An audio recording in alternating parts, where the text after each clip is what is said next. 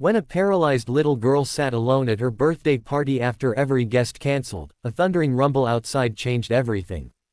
Emma sat in her wheelchair at a long table meant for 20 kids, facing a lemon raspberry cake with 8 unlit blue candles. Balloons drooped. The community center room felt cavernous and empty. It was 4:30, an hour past start time.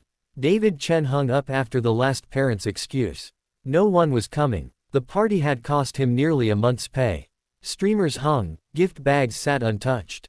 Emma's hands stayed folded in her lap, the way they had since the crash 2 years earlier that killed her mother and left her unable to walk. "It's okay, Dad," Emma said quietly. "We can go home." At 8, she sounded far too mature. Her old friends had drifted away, uneasy around her wheelchair and grief.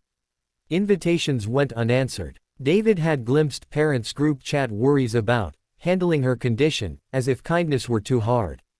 "You look beautiful," he told her, noting the neat braid, blue ribbon, and her mom's silver butterfly clips. Emma whispered thanks. He suggested movie night with cake instead. She nodded, a tear falling. David turned to hide his own, gathering untouched favors, candy, puzzles, keychains with her pre-accident class photo. They'd sit boxed in the garage now, next to old sneakers she couldn't bear to see. The crooked, "Happy Birthday Emma" banner hung above 3 gifts, all from him. "I'm sorry, sweetie," he said yet again. Emma twisted her dress. "Remember my 6th birthday? The park scavenger hunt." David smiled faintly. "Mom hid clues. We got stuck in that tree." A small, pained smile crossed her lips. "She climbed up, then got proud when you solved the last riddle." Her phone buzzed, another cancellation. "They're scared," she said. "They don't know what to say." David knelt beside her. "You're still the same smart, funny girl." "But I'm not," she replied, voice breaking. "I can't run or jump. No one wants a friend they have to help like that. I miss Mom," she added, tears falling freely. A low rumble grew outside, vibrating the floor, rattling cups. David went to the window. Dozens of motorcycles poured into the empty lot, big, black and chrome machines. Leather-clad riders climbed off. The door swung open. A massive man with a gray beard filled the frame, Hell's Angels patch on his vest. "This the Chen party?" David nodded, tense. "Yes, but..." "No mistake," the man said, stepping in. "Name's Bear." More bikers followed, men with beards, women with bright hair and tattoos. Bear looked at Emma, his hard face softening. "You don't remember me, kiddo." Emma shook her head. A small woman stepped forward. 3 years ago, Willow Creek Park. My daughter Lily fell in the water. You jumped in and pulled her out. Never waited for thanks." Emma's eyes widened. "The girl with the red shoes." "My granddaughter," Bear said, voice rough with emotion. "Lily wouldn't be here without her." Bikers set down wrapped gifts and food trays, sandwiches, chips, cookies, beside the lonely cake. A red-haired woman knelt by Emma. "Heard nobody showed. That ain't right. Not for the girl who saved our Lily." "How'd you know?" David asked. Bear shrugged. "Lily's mom cleans at the school.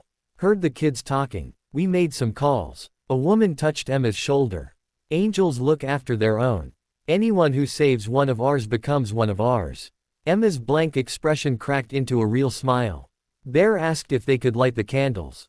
30 rough voices boomed, "Happy birthday," filling every corner. Emma closed her eyes, wished, and blew them out in one breath. Cheers erupted like thunder. She opened gifts, brave kid storybooks, a soft blanket, a wheelchair cup holder, a leather bracelet engraved with her name. "You're one of us now," a biker named Hawk said, fastening it on her wrist. "Angels stick together." An older man rolled his wheelchair beside hers. Vietnam patches on his vest. "Lost my legs in '71, Max said matter-of-factly. "Been rolling ever since. Nothing stops you unless you let it." He showed photos of his adapted bike and gave her his number. "Call anytime. Or come see the bike when you're older." Emma leaned in, asking questions, eyes bright. David watched her laugh, genuine, full laughs, as bikers swapped stories. Her hands gestured excitedly for the first time in years. "I can't thank you enough," David told Bear, voice thick. Bear shrugged massive shoulders. "Your girl did something special once. We're just returning the favor.